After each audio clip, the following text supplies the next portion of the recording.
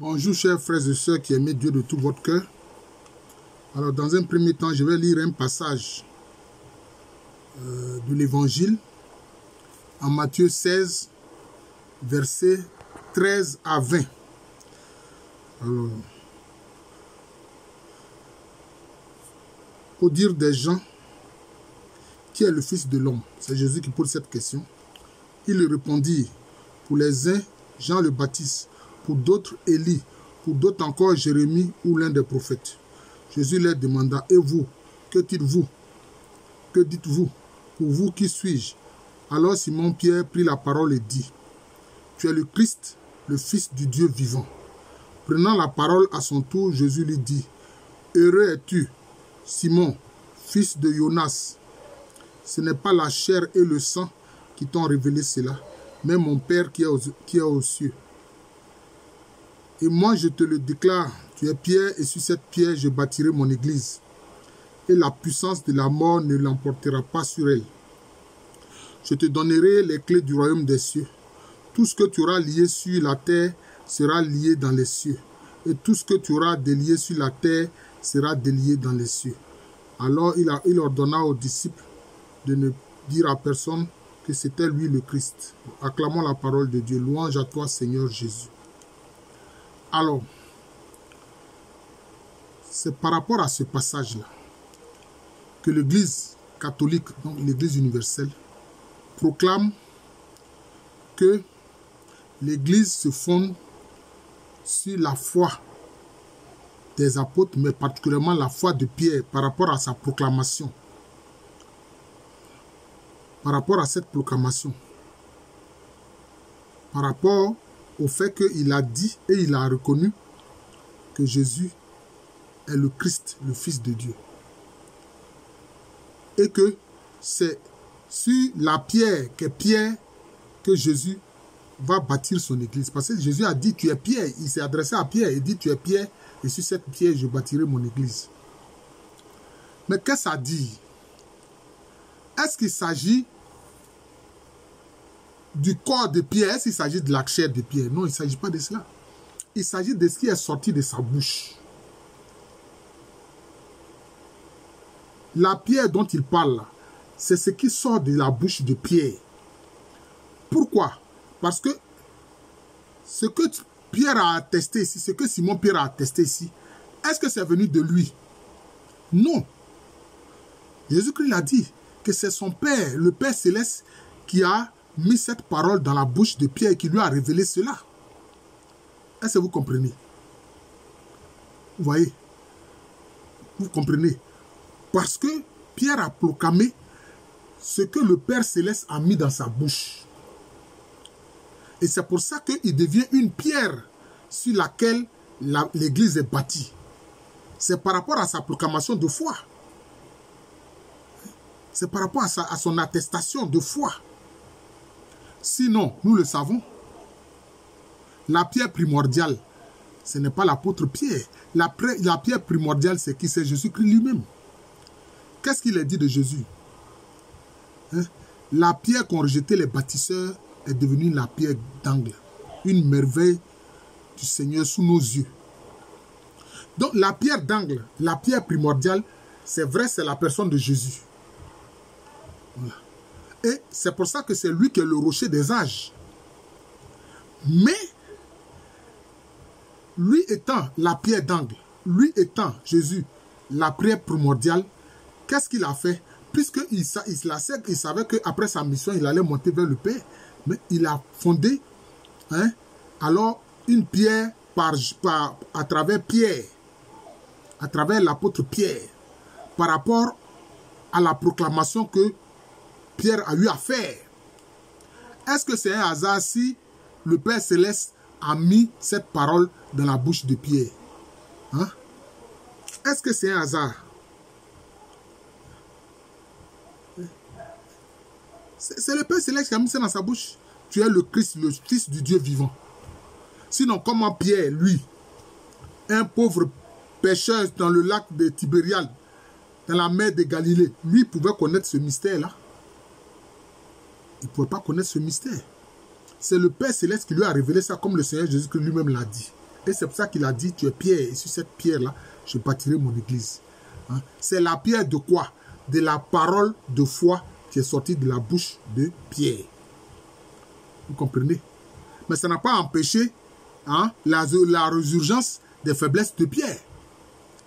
Quand Jésus a commencé à parler normalement de sa mort, que voilà, il va être tué, et qu'il va rester le 3e jour, qu'est-ce que Pierre a dit? Pierre l'a pris de côté pour dire non, ne dis pas ça, ça ne t'arrivera pas, etc. Qu'est-ce que Jésus a dit? Il a dit, arrière de moi, Satan. Tes idées ne sont pas les idées des hommes, les idées de Dieu, mais ce sont les idées des hommes. Mais, déjà, puisque le Père Céleste a voulu utiliser Pierre, Simon Pierre, le fils de Jonas, pour qu'il proclame cette vérité-là, pour qu'il dise de sa bouche cette révélation que le Père Céleste a mis en lui. C'est pour ça qu'il est une pierre de foi sur laquelle l'église de Jésus est bâtie. C'est tout. Voilà. C'est tout. Il y a la personne de Pierre et puis il y a la proclamation de foi qu'il a eu à faire. Sur la base de cette proclamation de foi, hein, il est la pierre sur laquelle Jésus bâtit son église. Et il a dit que la puissance, oui c'est cela, je vais reprendre exactement ce qu'il a dit. Et la puissance de la mort ne l'emportera pas sur l'église, hein, dont Pierre est la pierre. Mais c'est une pierre qui vient de la pierre angulaire qu'est le Christ Jésus lui-même. C'est tout, c'est ce qu'il faut comprendre. La pierre de Pierre, qui est l'attestation et la proclamation de sa foi, s'appuie sur le roc de la pierre de Jésus-Christ, la pierre que Christ lui-même est, qui est la pierre angulaire, que les bâtisseurs ont rejetée et qui est la pierre d'angle. Une merveille du Seigneur sous nos yeux, une merveille de Dieu sous nos yeux. C'est de ça qu'il s'agit. Mais la prophétie de Jésus ici, il dit la puissance de la mort ne l'emportera pas sur l'église, hein, dont Simon Pierre est la pierre. Vous voyez, la pierre dont Simon Pierre est la pierre, c'est par délégation de la pierre angulaire de Jésus. Il faut comprendre ça. Voilà. Et donc, quand l'Église catholique, l'Église universelle proclame que la foi de l'Église catholique s'appuie sur la foi de Pierre, il y a des gens qui ne comprennent pas. Ils font palabre d'église. Non, il ne s'agit pas de faire palabre d'église. Voilà. La pierre de Simon Pierre sur laquelle l'église est bâtie, elle n'existe pas en elle-même comme ça, mais elle tient lieu et s'appuie sur quoi? Sur la pierre angulaire, la pierre d'angle qui est le Christ Jésus lui-même.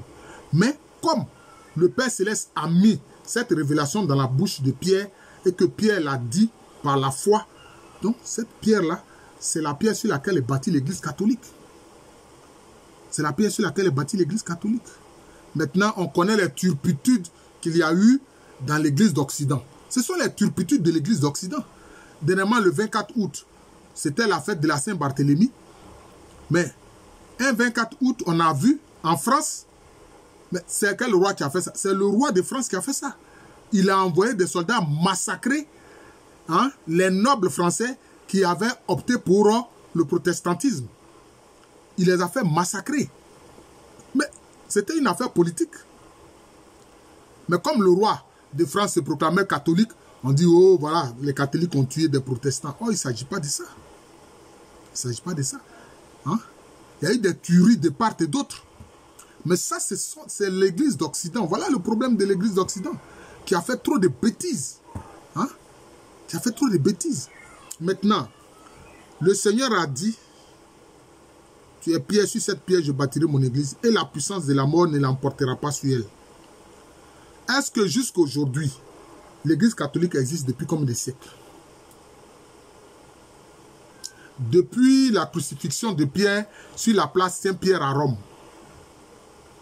C'est vrai, l'église sous cette forme qu'on voit, avec la papauté, les cardinaux, les évêques, etc. Hein? C'est surtout à partir du 4e siècle que ça a commencé à prendre cette forme-là. C'est à partir du 4e siècle. Sinon, on le voit. Que dit Paul? Paul dit, hein, le pain que nous rompons dans les maisons n'est-il pas corps du Christ? Hein? La coupe que nous levons n'est-elle pas sang du Christ? Mais il faisait ça dans les maisons des chrétiens. C'était dans les maisons des disciples de Jésus que cela se faisait. Ce n'était pas dans une église, grande église bâtie, etc. Non. Voilà. C'est progressivement que cette organisation s'est mise en place. Mais j'ai dit, est-ce que jusqu'à aujourd'hui, l'église catholique, malgré la faiblesse de certains de ses membres, je dis bien la faiblesse de certains de ses membres, on n'a pas dit que l'église catholique regroupe que tous ceux qui sont à l'intérieur de l'église catholique sont des saints, non. D'ailleurs, le diable aussi envoie ses adeptes à l'intérieur de l'église. Hein? Et à cause de ça, on veut jeter le bébé avec l'eau du bain et on accuse tout le monde en préclamant. Moi, j'entends des gens dire, oui, l'église catholique en tant que structure est diabolique. Ah bon? Pourquoi? Parce qu'à l'intérieur, il y a certains de ses membres qui font des choses qui ne sont pas bonnes. Mais celui-même qui dit ça à sa propre famille, là, il n'y a pas des gens qui font de mauvaises choses dans sa famille.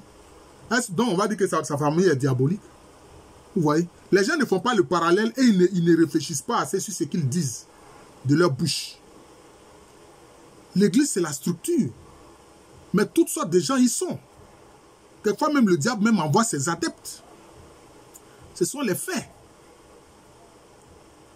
Puisque le diable veut toujours tenter, il a tenté le Christ lui-même, qui est la tête de l'église. Donc, il va tenter tous les membres du corps de l'église, il les tente. Il utilise certains qui usent de ruse quand même, il se retrouve à la tête de l'église. On a vu le pape Alexandre VI. C'était un pape débauché. Tout le monde sait, c'est les faits historiques. Hein. Là, maintenant, c'est l'historien qui parle. Ce n'est pas seulement le disciple de Jésus qui parle, mais c'est l'historien qui parle. Le pape Alexandre VI, c'était un débauché. Vous voyez? On a vu aussi le pape Nicolas V, qui a donné son quitus à la traite négrière. Mais celui-là, le Saint-Esprit était très loin de lui. Vous comprenez? Donc, ce n'est pas pour ça qu'il faut jeter l'anathème sur toute l'Église en tant que structure, en tant que corps vivant, témoignant de Jésus-Christ. Voilà. Mais, est-ce que justement, malgré tous ces désordres-là qu'il y a eu quelquefois dans l'Église, est-ce que l'Église ne survit pas? Est-ce que l'Église catholique est morte? Elle est plus que jamais vivante. Même quand la foi baisse quelque part, on voit que ça se réveille ailleurs. Actuellement, on voit qu'en Occident, les gens ont perdu la foi. Beaucoup de gens ont perdu la foi en Occident. Regardez ce que les ancêtres ont fait. Toutes ces cathédrales, toutes ces belles églises que les ancêtres ont eu à bâtir. Aujourd'hui, ces églises ne sont pas assez fréquentées. Voilà. Certaines sont transformées en restaurants, d'autres sont transformées en musées, etc. Mais aujourd'hui, quels sont ceux qui sont en train de raviver la foi en Europe? Ce sont les Africains. Ce sont des Africains. Ce sont des Africains. Voilà, ce sont des Africains. Ce sont des Philippiens. Parce que l'église catholique est fortement implantée en Philippines. Aux Philippines, je préfère dire plus, c'est un ensemble d'îles. Vous comprenez? Donc c'est ça. Les empires passent, les royaumes meurent, les empires s'écroulent, mais l'église catholique est là. Parce que la puissance de la mort ne peut pas avoir la victoire sur l'église. Donc Simon-Pierre est la pierre, cette pierre qui est son témoignage de foi. C'est son témoignage de foi.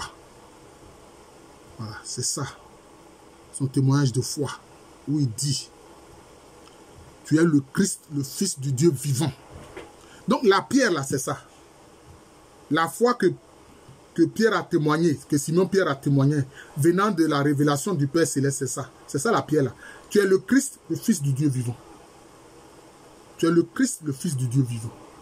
Voilà, c'est tout. Et c'est pour ça que vous voyez très bien.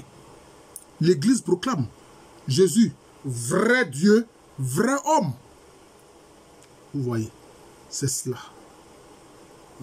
Et puisque c'est le Père Céleste a mis ça dans la bouche de Simon-Pierre, donc c'est pour ça que nous disons que la foi de l'Église repose sur la foi de Pierre, qui a proclamé que Jésus, là, il est le Christ et il est le Fils du Dieu vivant.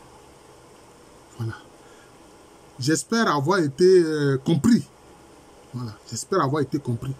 Mais la pierre de l'Église, qui est Simon-Pierre, prend sa source dans la révélation du Père Céleste. Ça prend sa source en Christ Jésus, qui est la pierre angulaire que les bâtisseurs ont rejeté et qui est devenue la pierre d'angle. Voilà. Et l'église catholique est là. Elle vit, elle ne meurt pas. Les empires sont passés. L'empire romain s'est écroulé. L'empire perse s'est écroulé. L'empire d'Alexandre le Grand s'est écroulé. L'empire des Sassanides s'est écroulé. L'empire des Achéménides s'est écroulé. Hein? Le califat omeyyade s'est écroulé. Le califat abbasside s'est écroulé. L'église est là. Voilà, c'est de ça qu'il s'agit. Il faut comprendre ça. Et donc, elle est victorieuse sur la puissance de l'amour. Malgré les difficultés qu'elle traverse, malgré quelquefois que ses filles et ses fils font des choses graves que le Seigneur réprouve et qui attristent le Saint-Esprit, mais l'église est là. Voilà. Et elle détient quoi? Elle détient vraiment la clé. Hein? Elle détient la clé. Comme il est dit, Jésus-Christ l'a dit. Je te donnerai la clé, les clés du royaume des cieux. Tout ce que tu auras lié sur la terre sera lié dans les cieux. Tout ce que tu auras délié sur la terre sera délié dans les cieux. Pourquoi? Parce que par la bouche de Pierre, l'Église sait que Jésus est le Fils de Dieu. Il est le Christ, il est le Fils de Dieu. Et c'est par rapport à ça que l'Église donc a les clés du royaume des cieux. Oui, l'Église a les clés du royaume des cieux. Voilà. Et même les scandales qui peuvent s'y produire n'enlèvent rien à ce que Jésus a dit concernant l'Église catholique, l'Église universelle. Voilà, c'est ce que je voulais dire. Je suis le frère Jean de l'amour de Jésus, c'est mon nom spirituel. Et à l'état civil, je suis le professeur Alou Kwame-Rémy. Merci encore. Joyeux dimanche. Veuillez partager, s'il vous plaît, ces enseignements sur ma chaîne Jean de l'amour de Jésus. Merci encore et bonne journée à tous.